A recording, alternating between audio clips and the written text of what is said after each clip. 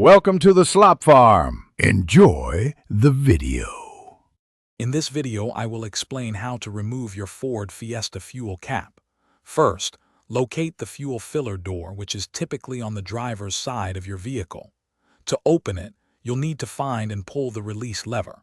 This lever is commonly situated on the floorboard, close to the driver's seat.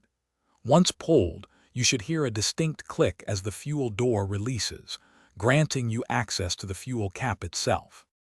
Before proceeding, always ensure your Ford Fiesta's engine is completely off and the transmission is securely in park. Now, fully open the fuel filler door. Inside, you will see the fuel cap. Many Ford Fiesta models feature a conventional screw-type fuel cap, which you will need to unscrew to access the fuel tank. Some newer models, however, may have a capless easy fuel system. To remove the fuel cap, firmly grasp it and turn it counterclockwise. You will feel it begin to loosen. Keep turning the cap in this direction until it is entirely detached from the fuel filler neck.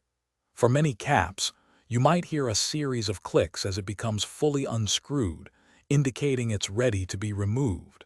This ensures a proper seal when tightened and signals when it's fully open. Once the cap is removed, you can proceed with refueling your vehicle. If your car has a small holder for the cap, utilize it to prevent scratches to your paintwork.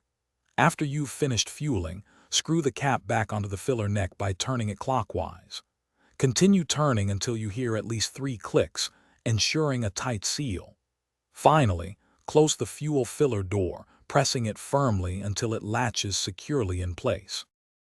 Thanks for watching. Consider subscribing if we helped you today.